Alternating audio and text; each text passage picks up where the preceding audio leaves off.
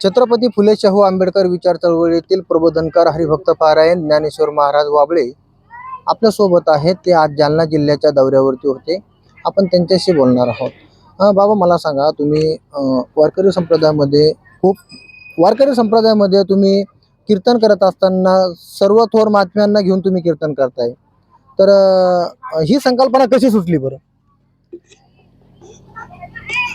माझ्या लहानपणीच वारकरी संप्रदायाचं माझं घराणं आणि माझे वडील पण कवी होते, मी पण कवी आहे. आणि वारकरी संप्रदायाचा प्रभाव आणि त्या प्रभावामध्ये मी माझ्या लहानपणापासून माझ्या गुरूंचे जी भजनं ऐकत आलो, अभंग ऐकत आलो.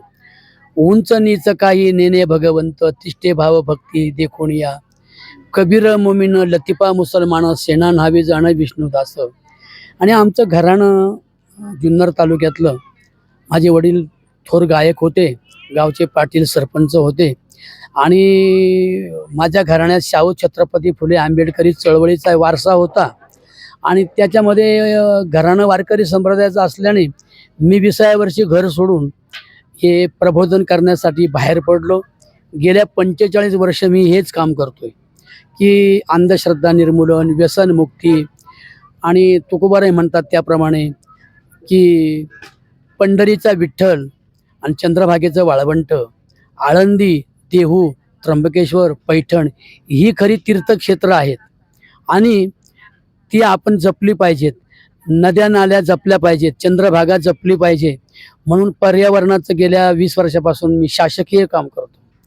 माझ्याबरोबर आपले लाडके मुख्यमंत्री देवेंद्रजी फडणवीस साहेब आहेत. ते माझे स्नेह आहेत, त्यांचं माझं खूप प्रेम आहे.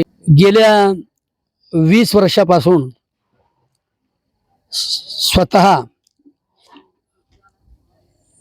माझी जी वारकरी युवक चळवळ आहे ती गेल्या 45 वर्षापासून दिंडी नंबर 86 म्हणून प्रसिद्ध आहे. माऊलींच्या पायी सोहळ्यात वारीमध्ये पंढरीच्या त्यात खूप चांगल्या प्रकारचं काम आम्ही गेल्या 45 वर्ष करतो. झाडे लावा, झाडे जगवा,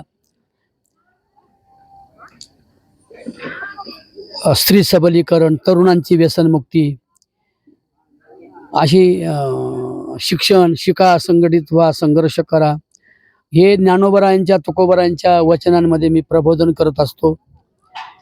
आता गेल्या 18 वर्षापासून जे मुख्यमंत्री असतील ते माझ्या दिंडीत येतात. मी त्यांच्या पंढरपूरला रेस्ट हाऊसवर माझं कीर्तन असतं आणि प्रत्येक मुख्यमंत्री माझ्याबरोबर आनंद घेतात, नाचतात, बागडतात. आणि जास्त काळ खरा आपले लाडके मुख्यमंत्री देवेंद्रजी फडणवीस साहेब हे मला जवळून ओळखतात. मी काय काम करतो हे त्यांना माहिती आहे. मी स्वतः गीतकार असल्याने, कवी असल्याने, गायक असल्याने मला कोणाचंही कौतुक करताना मी गाण्यामध्ये करतो. फडणवीस साहेब आले तर मी लगेच गाणं म्हणतो. देवेंद्र फडणवीस आलेत येथे, महाराष्ट्राचे लाडके मुख्यमंत्री ते, गरिबांचे हो लाडके नेते, उपस्थित राहतात आमच्या येथे, पर्यावरण वारीचे काम करीते, असे फडणवीस साहेब महान शिल्पकार, घाला गळा यांच्या हार. हे मी 20 वर्षापूर्वी गाणं त्यांच्याबरोबर गायलेलं आहे. शिंदे साहेबांनी मध्ये इथे धाराशिवकडे खूप पाणी झालं तेव्हा पण एकनाथजी शिंदे साहेबांनी खूप चांगलं काम केलं. चांगलं काम करणारी माणसं, कारण वारकरी हा कोणत्याही पक्षाचा नसतो, तो एका पंथाचा असतो. आणि वारकऱ्याजवळ येणारा मग नेता जरी असला, कुठल्या पक्षाचा जरी माणूस असला, तर तो वारकऱ्याजवळ असल्यावर तो वारकऱ्याचा लाडका असतो. आणि त्यांचं काम चांगलं असलं की मला त्याचं कौतुक वाटतं. मग मी शब्दात बोलण्यापेक्षा गाण्यात बोलतो. मी तेव्हा शिंदे साहेबांचं पण असं गाण्यात कौतुक केलं होतं, कारण मला आवडतात ही मंडळी सगळी काम करणारी. बरं, तुम्ही वारकरी संप्रदायामध्ये कीर्तन करत असताना छत्रपती फुले शाहू आंबेडकर विचार चळवळीवरती कीर्तन करत असता. आणि सध्या त्याला जाती जातीचे ट्रेड तयार झालेले आहेत. कुठल्याही एखाद्या धर्मानं, एखाद्या जातीच्या गटानं कीर्तनाचा कार्यक्रम ठेवला तर दुसऱ्या समाजाचे लोक त्या ठिकाणी जात नाहीत. मात्र तुम्ही या ठिकाणी फुले शाहू आंबेडकर सांगता, तर या ठिकाणी असं काही तुम्हाला ट्रोलिंग होणं किंवा असं काही होत नाही का? कारण वारकरी संप्रदायामध्ये आजपर्यंत जे कीर्तनकार आहेत, त्यांच्या कीर्तनात आणि तुमच्या कीर्तनाचा खूप असा फरक नागरिकांना दिसतोय. नाही, तरी पण मी जी कीर्तनं माझ्या लहानपणी ऐकली त्यात मी माझे गुरुवर्य रामदास बाबा मनसू, कोंडाजी बाबा डेरे, भिकाजी बाबा वाजवणे, नारायण बाबा मनसुख, आमच्या जुन्नर तालुक्याला परंपरा आहे संप्रदायाची. आणि संप्रदायाची परंपरा समतेची आहे, विषमतेची नाही. त्यामुळे मला कोणी कीर्तनकार कधी ट्रोल पण करत नाही. आणि आता माझ्या मागचे सगळे कीर्तनकार असल्यामुळे जे जुने लोक आहेत ते खूप तपस्वी आहेत, महान आहेत, समतेचे आहेत, विवेकी असल्यामुळे. आणि नव्या पिढीतले तरुण जे आहेत आज सध्याचे कीर्तनकार, त्यांचा मी खूप लाडका महाराज आहे. त्यामुळे मला कोणी ट्रोल करत नाही, कारण मी ट्रोल सारखं काही बोलत नाही. शाहू छत्रपती फुले आंबेडकर हे जे आहेत यांनी आम्हाला शिक्षणाची दिशा दिली. छत्रपती शिवाजी राजांनी गरिबाच्या सुखाचं स्वराज्य निर्माण केलं. डॉक्टर बाबासाहेब आंबेडकर नसते तर आम्हाला कीर्तन करण्याचा कायद्याने हक्कच नव्हता. तो हक्क त्यांच्यामुळे मिळाला. त्यामुळे मला कीर्तनात कोणीही ट्रोल करत नाही. फक्त मी मधल्या काळामध्ये शरदचंद्रजी पवार असेच माझ्याकडे शिबिरात आले होते. त्यांचं मी गाणं म्हटलं होतं. तर काहीतरी कोणीतरी एखाद्या माणसानं बोललं असेल, पण कीर्तनकार मात्र कोणी बोलत नाहीत. मला कधीच बोलले नाही आणि बोलत नाहीत. कारण आम्ही एकमेकाचे मित्र आहोत खूप सगळेच, आणि मित्रही आहोत. आणि मी त्यांच्या वडिलांसारखं आहे आणि त्यांनी माझं लहानपण पाहिलंय, मी त्यांचं लहानपण पाहिलं. त्यामुळे कीर्तनकारांची माझी खूप मैत्री असल्याने मी मध्यंतरी सांगायचं राहिलो की एकनाथजी शिंदे साहेब सुद्धा माझे लाडके आहेत.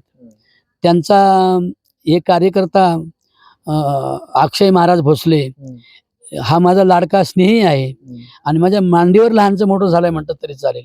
असे अक्षय महाराज जरी शिंदे चळवळीत असले तरी ते पण समतेचे आहेत.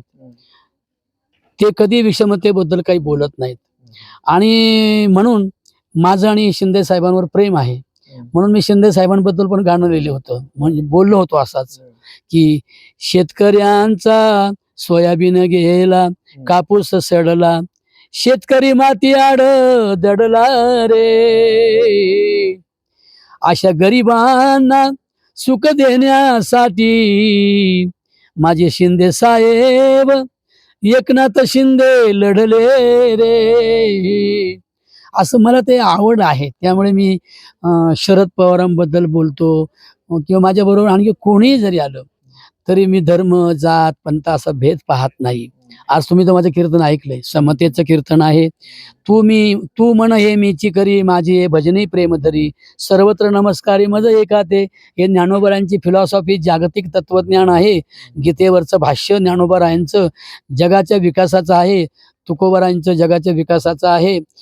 ते शिवरायांनी स्वीकारलं, ते बाबासाहेबांनी स्वीकारलं, ते ज्योतिबांनी स्वीकारलं. म्हणून नव्या पिढीला याची जाणीव आहे. त्यामुळे नव्या पिढीतले कीर्तनकार किंवा वारकरी वगैरे कोणीही मला ट्रोल करत नाही. आणि जरी कोणी काही असं थोडंसं सांगितलं असेल तर तो माझा स्वभाव आहे की कोणी जरी आलं तरी शब्दात बोलण्याऐवजी मी गाण्यामध्ये बोलतो. एक आणखी प्रश्न माझ्या मनामध्ये उद्भवला. तुम्ही सांगितलं तुमच्या गुरु, आता तुम्ही सध्या जे चळवळीचे कीर्तन करताय, तर तुम्ही आता असं एखादा शिष्य तयार करताय का ही चळवळ कंटिन्यू पुढे चालू राहील? आज मी मालेगावला गेलो होतो. तिथे एक शिबिर भरलंय. तिथे राहुल आहिरे नावाचा एक तरुण तडफदार ग्रॅज्युएशन करतोय. आणि विशेष म्हणजे अंधश्रद्धेवर तुकोबरायांचे अभंग तो खानदेशी भाषेत गातो. आणि तो खानदेशी भाषेत हे माझे विचार त्याला खूप आवडतात. शाहू छत्रपती फुले आंबेडकरी चळवळ आणि वारकरी संप्रदाय आणि धम्म किती जवळचे आहेत.